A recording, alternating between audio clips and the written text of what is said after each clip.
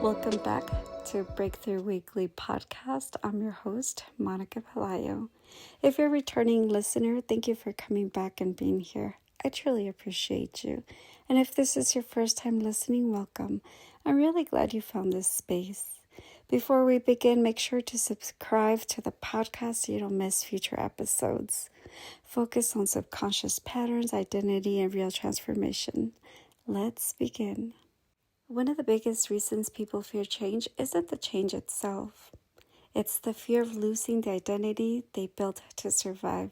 When your entire sense of self has shaped in moments of pain, chaos, or abandonment, letting go of that identity can feel like erasing the only version of yourself you've ever known. Even when that identity is outdated, even when it's limiting, even when it's hurting you, your brain holds onto it because it's familiar. And what is familiar feels safe.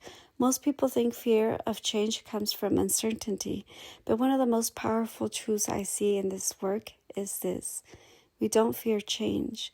We fear becoming someone we've never met. We fear losing the identity that once kept us alive. I was talking with someone recently who had lived through layers of trauma, especially deep abandonment wounds. They weren't just telling stories, their body remembered. Their voice cracked, tears surfaced. You could totally see how their inner child was still sitting in those moments.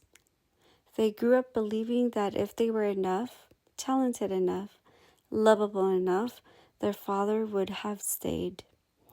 Their mother was present, but emotionally they felt invisible. Their father's absence shaped everything. They tried to impress, they tried to outperform, they hoped for acknowledgement or even a single compliment that never came. At one point they said, "You don't know how I feel.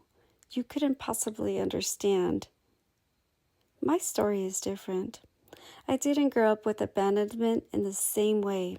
If anything, it was the opposite. I used to beg my mom to leave my dad because of how he mistreated all of us. I learned early that a family staying together doesn't automatically mean it's a healthy home. That was my version of trauma.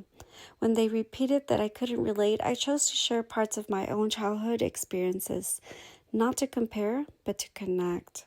I wanted them to see that while our stories aren't the same, I do know what it is like to carry pain into adulthood, and I also know what it looks like to step out of the victim identity and rewrite the outcome of your life. And here's the part that broke my heart. When I shared my story, they had compassion for me. They saw strength in me. They offered grace. But when it came to them, none of that compassion existed.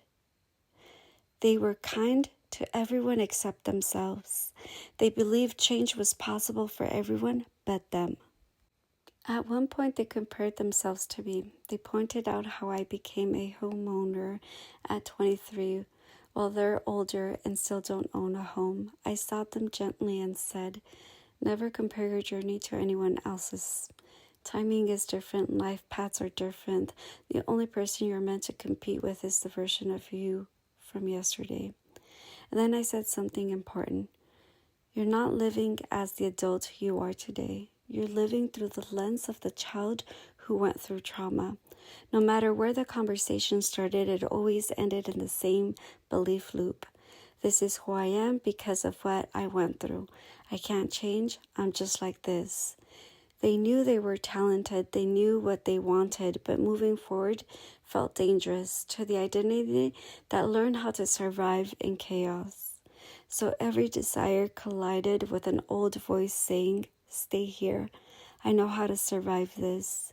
The identity that once kept them safe was now keeping them stuck. As a child, the only time they received attention was when they got in trouble. So the troublemaker role became their identity. Not praise, not encouragement, only chaos.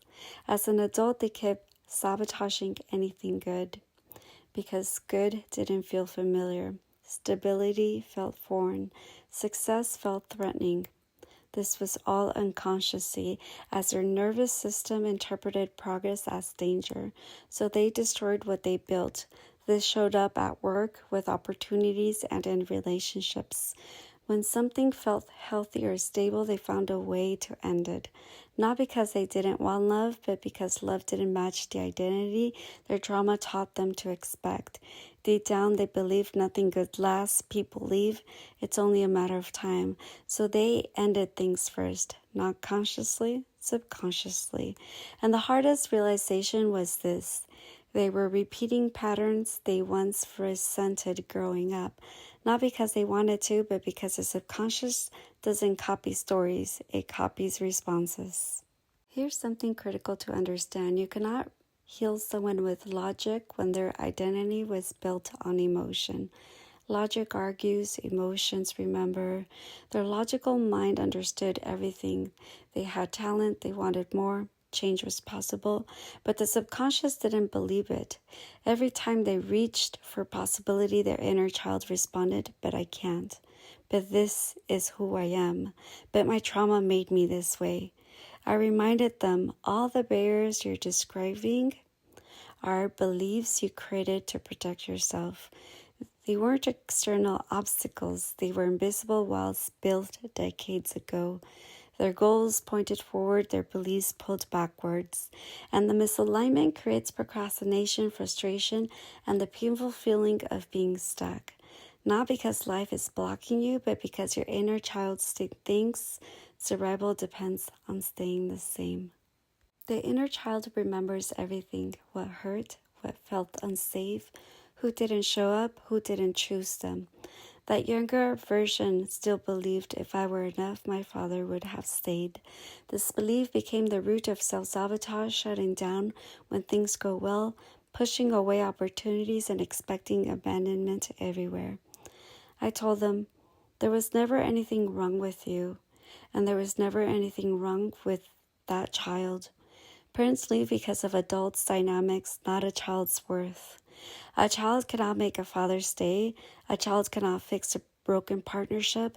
A child cannot take responsibility for their adult's choices. But children don't know that.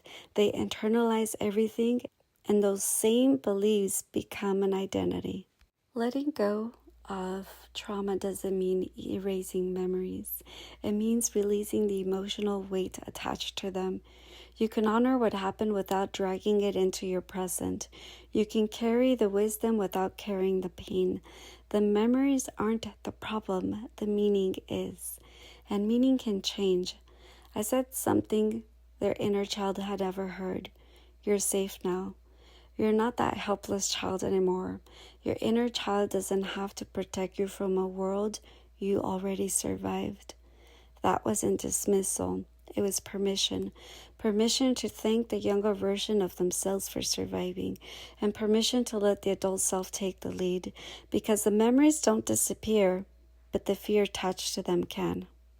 Here's the truth. You're not stuck because of your circumstances. You're stuck because of the identity you're attached to. Identity says, I am broken. I am the abandoned one. I'm not deserving. Healing says, I survived. I adapted. I learned how to protect myself, and now I get to choose differently. Freedom doesn't come from forgetting the past. It comes from not letting the past define who you are now. You're not the child waiting to be chosen. You are the adult who gets to choose, and that's where transformation begins. Before we close, here's a gentle reflection. Think of someone you love, a child, a sibling, a friend. If they experienced the same childhood you did, how would you comfort them? What would you want them to believe about themselves now? Then ask yourself, why don't you deserve the same compassion? And consider, is that old identity still protecting you, or is it now keeping you stuck?